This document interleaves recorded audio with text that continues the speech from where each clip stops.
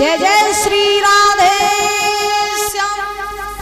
तो महाराज आज सूत जी समझा रहे 88,000 ऋषियों को कि हे ऋषियों, राजा परीक्षित जी जो है ये जब अस्त्रापुर के राजा बने हैं तो बड़ा अच्छा राज्य चला रहे हैं। और कलयुग के प्रारंभ के सर्वप्रथम राजा परीक्षित जी हुए। तो महाराज अब परीक्षित में और नवलदे में बड़ा प्रेम है, बड़ा हित है। राजा परीक्षित कोई भी काम करते हैं तो बिना नवलदे के पूछ करके नहीं करते हैं, नवलदे कोई भी काम करती है तो बिना पति के पूछे नहीं करती है। तो दोनों में बड़ा हित है, बड़ा प्रेम है। धीरे धीरे महाराज समय बीता। एक समय की बात कि राजा परीक्षित ने नवलदे से कहा, बोले रानी, बोले हाँ, बोले बहुत दिन हो गए हम कहीं बाहर घूमने के लिए नहीं गए, आज मेरा मन कर रहा है कि हम कहीं बाहर घूम आए। तो नवलदे ने कहा, बाहर घूमने जाना चाहते हो तो चले जाओ, घूम आओ, जल्दी लौट आना, क्योंकि आपके बिना ना मेरा घर में मन नहीं लगता है। तो परीक्षित ने कहा, हाँ ठीक है, मैं जाऊंगा और मैं जल्दी लौट आऊंगा शिकार खेल करके। पहले के राजा महाराजाओं को शिकार खेलने का बड़ा शौक रहता था। तो नवलदे ने कहा, ठीक है महाराज चले जाओ। तो राजा परीक्षित जो थे ये नवलदे से आज्ञा मांग करके और महाराज जंगल में शिकार खेलने के लिए चले।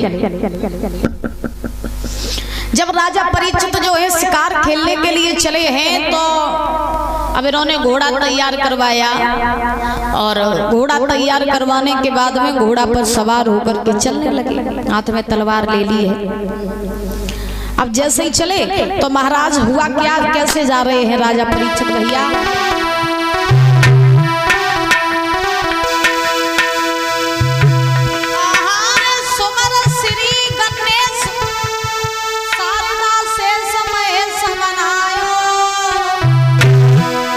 और माता पिता को सुमिरन करके देगा नहीं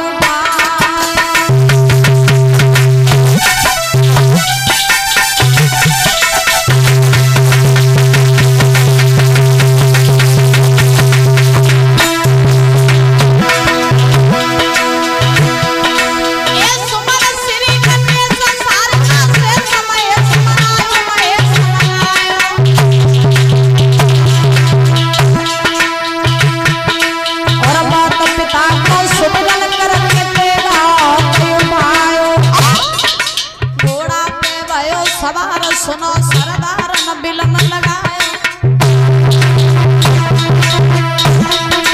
घोड़ा पे भयो सवार, सुनो सरदार न बिलन लगायो।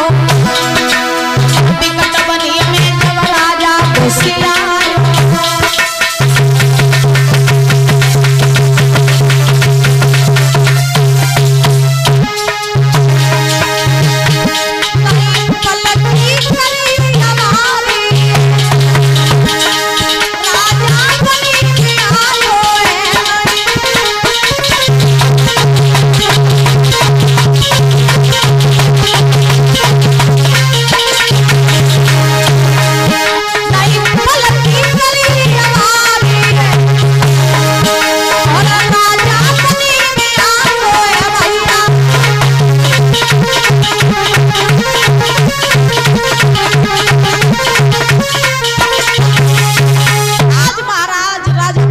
घोड़ा पे सवार भय, हाथ में तलवार को लिया है और तलवार को लेकर के राजा परीक्षित महाराज चले हैं जंगल की तरफ। जंगल में जाकर के पहुंच गए। अब जैसे ही महाराज जंगल में जाकर के पहुंचे परीक्षित, तो अब ये शिकार ढूंढने लगे। जब राजा परीक्षित महाराज जंगल में शिकार ढूंढने लगे तो इन्हें सुबह से शाम हो गई, मगर महाराज राजा परीक्षित को कोई शिकार नहीं मिला। जब महाराज ढूंढते ढूंढते शिकार थक गए और जब इन्हें कोई शिकार ना मिलो तो राजा परीक्षित अब सोचने लगे, ऐसा करें चलो घर लौट चले। और मुझे नहीं लगता है कि अब शिकार मिलेगा, तो अब ऐसा लगता है चलो घर लौट चले।